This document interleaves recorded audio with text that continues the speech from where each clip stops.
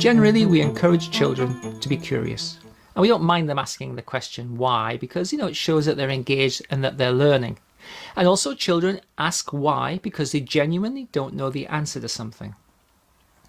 Do you remember when it was that you kind of somehow felt or realized that you had life so sorted that you knew as much as you possibly needed to know, and that you stopped asking the question why? When was the last time you said why? I think that why is a question that falls away from our vocabulary because it's like we already know everything somehow, right? I mean, obviously we don't, but it feels like we don't need to ask why that much. But without a why question, we have no curiosity. Now, I think we get stuck on outcomes. Things like anxiety, depression, stress, panic, OCD, etc. These are all outcomes, and we get stuck in the outcome. So it's like one half of an equation, we're stuck in the outcome. The other half of the equation is why. So we might say, why am I anxious? That's two sides to an equation, in my opinion. Why do I have panic?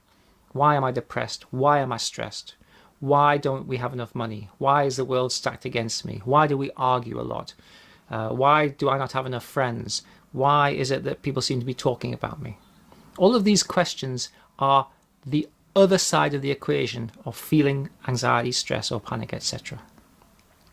If we get stuck on an outcome, it's like this. I think it's like sitting in a puddle and complaining that our bottom is wet. I'm sitting in a puddle and my bottom's wet. That's your outcome. Why are you sitting in a puddle? I don't know. Okay, that's your outcome. Have you thought about standing up? No. Why don't you stand up? Okay, stand up. Okay, my bottom's still wet. Yeah, but I'm not in the puddle and it's starting to dry. Asking the question why prompts the possibility of some change. And so the next thing we can ask is, why do I need to be anxious? Why do I need to have panic? Why do I need to be depressed? Why do I need to be stressed? Why do I need to believe that people are out to get me? Why do I need to experience life as being a bit down and sort of my luck being bad? Why do I need? And when you ask the question, why do I need, you're bringing in the possibility of choice. Why do I need to have panic? Well, the obvious answer is, I don't need to have panic. Okay, so now we have slightly changed the structure of that experience, right? Instead of I am in an outcome, I have panic, we are now, why do I need to have panic? Well, the obvious answer is I don't need to have panic. And I would almost say, I mean, I'm on a bit of a limb here, but I would almost say in the history of the world, nobody who had a panic attack said, why do I need to have panic in that moment? It's just not a question that comes up because we get stuck in the experience.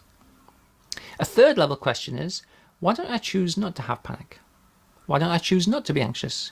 Why don't I choose not to be depressed? Why don't I choose not to be stressed? Now, I'm not suggesting that that solves the problems of panic, anxiety, depression, stress, but I am suggesting it changes your mindset. It changes your mindset from being stuck in an outcome to being curious as to why you have the outcome, and that puts you in problem-solving mode. And in problem-solving mode, it's your human experience that you solve most actual problems in your life.